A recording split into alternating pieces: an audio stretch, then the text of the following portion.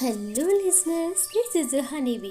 Listeners, ఈరోజు మనము పురాణాల్లో ఉండేటువంటి సైన్స్ గురించి ఇంకొక మంచి టాపిక్ తెలుసుకుందాం. అదే పురాణాల్లో ఉండేటువంటి ఒక టాపిక్ పేరు ఏంటంటే కనుక పంచభూతాల పుట్టిక. ఎస్ లిజనర్స్, పంచభూతాలు అంటే మనలో అందరికీ తెలుసు కదా.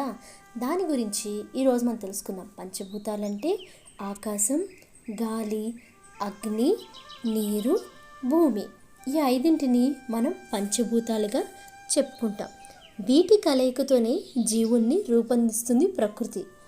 మరణాంతరం తిరిగి జీవులు ఈ పంచభూతాల్లోనే కలిసిపోతూ ఉంటాయి. మళ్ళీ వాటి నుండి పుడుతూ ఉంటాయి. జీవుల జనన మరణ చక్రం పంచభూతాల వల్లే నడుస్తుంది.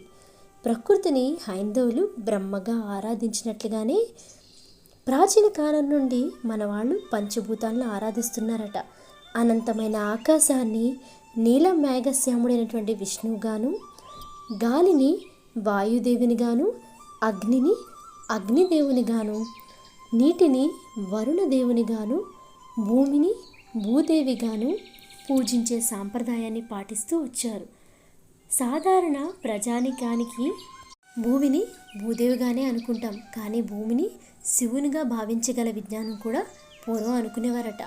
మనకి జీవాన్నిచ్చే ప్రతి శక్తి ఎడల కృతజ్ఞత, భక్తి భావాలనేవి మనం పెంపొందించుకుంటూ ఉండాలి. పంచభూతాల యొక్క ఆవిర్భావం గురించి, గుణధర్మాల గురించి, విశిష్టత గురించి, వాటి సమ్మేళనం గురించి, వాటి అంశీభూతాల గురించి విదేశీ విజ్ఞానుల కంటే మన ప్రాచీన ఋషులకి కొంచెం ఎక్కువగానే తెలుసని చెప్పుకోవాలి లిజనర్స్. ఈ పంచభూతాలు ఒకదాని నుండి ఒకటి వరుసగా ఎలా ఉద్భవించాయో మన భాగవత గ్రంథంలో స్పష్టంగా చెప్పారు. మొట్టమొదటిగా పంచభూతాల్లో ఉద్భవించింది ఆకాశం. భగవంతుని దృష్టి పడగా ఆకాశం నుండి స్పర్శ గుణము గల వాయువు పుట్టింది. వాయువు ఆకాశముతో కలిసి రూపాంతరం పొంది రూపము గల తేజస్సు అంటే అగ్ని పుట్టింది. అది లోకప్రకాశకమైంది. తేజస్సు వాయువుతో కలిసి రూపాంతరం పొంది రసగుణం కలిగినటువంటి జలం అంటే నీరు ఉద్భవించింది. తేజస్సు, నీరు కలిసి భూమి పుట్టింది. పంచభూతాల పుట్టిక ఈ విధంగా ఉన్నట్టు మనకి ఎప్పటి నుంచో భాగవతం యొక్క గ్రంథంలో తెలుస్తోంది. ఆధునిక సైన్స్ ఈ విషయాన్ని 100కి 100 కూడా యాక్సెప్ట్ చేసింది. అది ఎలా అంటే, ముందుగా అనంతమైన ఆకాశం ఉంది. ఆ ఆకాశంలో భూమి ఒక వాయుగోళంగా అంటే సూర్యుడు అనేటువంటి పెద్ద వాయుగోళంగా అవతరించింది. ఆకాశం నుండి వాయువు రావడం అంటే అదే. వాయుగోళమైనటువంటి భూమి తనలోని వాయువుల కారణంగా మంటలతో ప్రజ్వరిల్లింది. వాయువు నుండి తేజస్సు అంటే అగ్ని ఉద్భవించడం అంటే అదే. అగ్నితో ప్రజ్వరిల్లే భూమి మెల్లగా చల్లబడుతూ నీటి గోళంగా మారింది అంటే నీరు.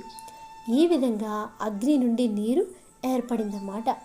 నీటి నుండి మెల్లగా భూమి ఏర్పడి భూభాగం అక్కడక్కడ పైకి తేలి ప్రస్తుతపు భూగోళ స్థితిని పోలి ఉంది. చూసారా లిజనర్స్, మన భాగవతం చెప్పినట్లు పంచభూతాలు ఒకదాని నుండి మరొకటి పుట్టిన విధానం సైన్స్ ప్రకారం కూడా నిరూపితమైంది. ఈ విషయము మన భారతీయులందరికీ కూడా చాలా గొప్ప కారణమని చెప్పుకోవాలి. మన ఈ భారతదేశంలో నేల ప్రాంతం కంటే నీటి ప్రాంతం చాలా ఎక్కువని మనందరికీ తెలుసు కదా. పంచభూతాల్లో ఏది ఎన్నో వంతు ప్రకృతిలో ఆవరించి ఉందో మన భాగవతం చాలా స్పష్టంగా చెప్పింది. 1,000,000 యోజనముల భూమి, 10,000,000 యోజనముల తేజస్సు, 30,000,000 యోజనముల గాలి, 40,000,000 యోజనముల ఆకాశము కదులుట, కాలగమున మోగ్గళంపై సముద్ర ప్రాంతాలు, నేల ప్రాంతాలు వివిధ రకాలుగా మారుతూ వస్తున్నాయి. ఖండాలు, ఆకారాలు కాలక్రమేణా రకరకాలుగా మారుతుండడం ఆధునిక శాస్త్రవేత్తలకు కూడా తెలుసు. ఏవి ఎలా మారినా భూగోళం మొత్తం మీద నేల ప్రాంతం కంటే నీటి ప్రాంతం ఎక్కువ అని మనకి ఈ కాలంలో తెలుసు. కానీ భాగవత గ్రంథం ఇచ్చిన లెక్క ప్రకారం ఈ విషయము ఎప్పటిదో అని మనం తెలుసుకోవచ్చు కదా.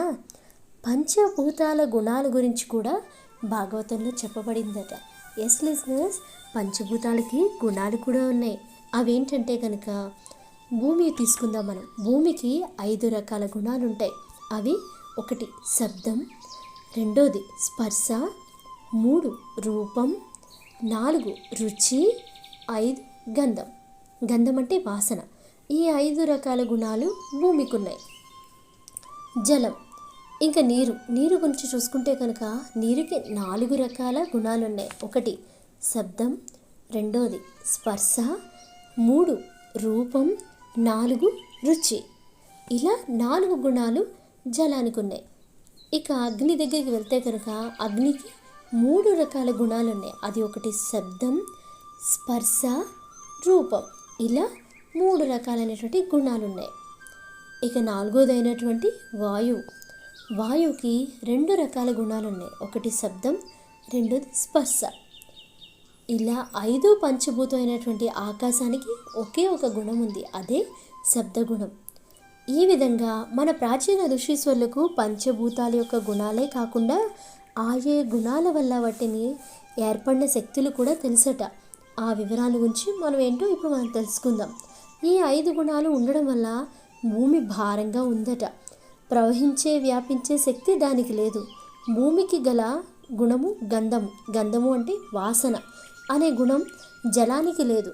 అందువల్ల 5 గుణాల్లో ఒక గుణం తగ్గిపోవడానికి జలాన్ని పైనుంచి క్రిందకు ప్రవహించే శక్తి వచ్చింది. 3వది అగ్ని. దీనికి శబ్ద, స్పర్శ, రూప గుణాలే ఉన్నాయి. జలానికి గల రసము అంటే రుచి అనేటువంటి గుణము అగ్నికి లేదు. ఇలా ఒక గుణం తగ్గడం వల్ల పైకి క్రిందకు పోగల శక్తి అగ్నికి వచ్చింది.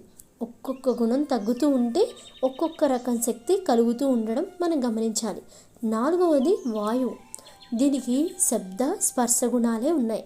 అగ్నికి గల ఆకారం అనే గుణం వాయువుకి లేదు. ఇలా ఒక గుణము తగ్గడం వల్ల వాయువు బాగా తేలికైంది. పైకి క్రిందకు పక్కకు ఇలా అన్ని విధాలుగా అతి సులభంగా సంచరించగల శక్తి దానికి వచ్చింది. 5వది ఆకాశం. దీనికి ఉన్నది శబ్దగుణం ఒక్కటే. వాయువుకు ఉన్న స్పర్శ గుణం కూడా దీనికి లేదు. ఇలా ఒక గుణం తగ్గడం వల్ల వాయువు లేని చోట కూడా అంతటా వ్యాపించి ఉండడం వల్ల శక్తి ఆకాశానికి వచ్చింది. ఇలా పంచభూతాలకు ఒక్కొక్క దానికి ఒక్కొక్క గుణం తగ్గే కొలిది ఒక్కొక్క రకం శక్తి పెరుగుతూ వచ్చింది. ఈ సందర్భంలో మరో విచిత్రం ఏమిటంటే భగవంతునికి ఆకాశానికి ఉన్న శబ్దగుణం కూడా దీంట్లో లేదు. గుణాతీతుడైనటువంటి భగవంతుడు ఆకాశం లేని చోట కూడా విశ్వం అంతా కూడా వ్యాపించి ఉన్నాడు.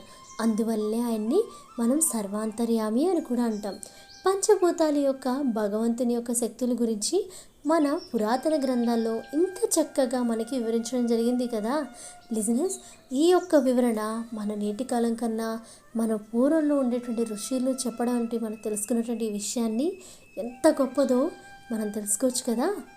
వింటూనే ఉండండి. ఈరోజు మనం తెలుసుకున్నటువంటి ఎపిసోడ్ పంచభూతాల యొక్క పుట్టుక గురించి. మరలా మీ ముందుకి మరొక మంచి ఎపిసోడ్తో తీసుకొస్తాను. వింటూనే ఉండండి. Stay tuned, listen to this.